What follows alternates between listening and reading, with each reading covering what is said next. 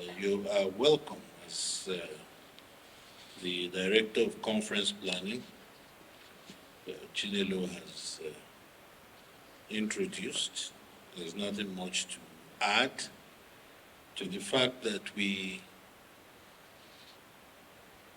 are quite sorry that the communique is coming late. Normally, we try as much as possible within a week to distribute the communique. Now, this conference started on the 20th of November to the 24th, and it was the fifth annual Criminal Law Review Conference, organized by the Rule of Law Development Foundation. Today is 1 month exactly. And the theme of the conference is revitalization of the administration of justice in Nigeria, Federal Capital Territory Criminal Justice System in focus. On the special courts, we've discussed this issue on a number of occasions, and we think that in this foundation, that the risks and dangers outweigh its advantages. Now, if you have special courts, they are amenable to being hijacked. Apart from amenable to being hijacked, the flow of manpower is limited. The source of manpower is limited. Now look at special courts for elections now. Because everybody has to tap into the state high court, the federal high court system to get the election tribunals set up. And they are virtually working for 4 years at a stretch. The work caseload and the ability to dispense justice for the ordinary man, for the poor man, is going down to about 10–15%. And so special courts take away the needed manpower for the privileged few, whether it is cases of banking, AMCON. It's only people who are comfortable that they set up courts, white-collar courts, to be able to extract the maximum pound of money from them. It has nothing to do with sanitizing the society. If you are going to have special courts, why do you need a special court for kidnapping, for banditry, for terrorism, etc.?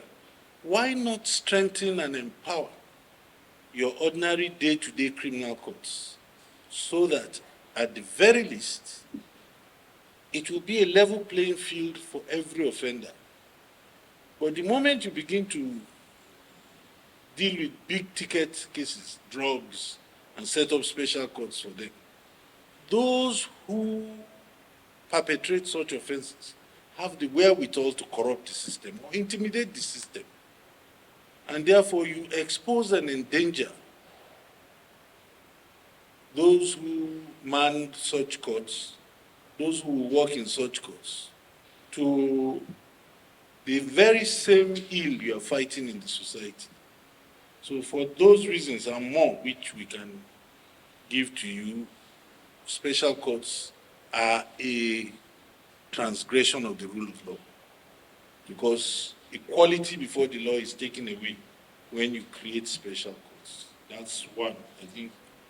Then the River State presidential intervention. I will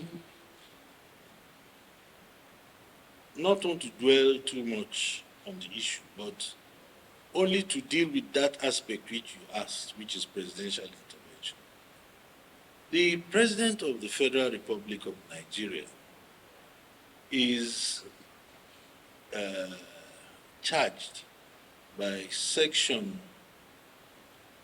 4, or is it 5, of the Constitution of the Federal Republic of Nigeria to deliver, to ensure that the country is governed peace, according to peace, order, and good governance. So it is his basic duty to ensure that no area of the country dovetails or falls into anarchy. The way some parasitic elements were trying to capitalize on the rivers dispute, clearly showed that if not arrested, it will devolve into a tribal or ethnic issue, which is not the intendment of the two gladiators, the godfather and the godson, as they have been classified by the press. A small friction was capitalized on by opportunists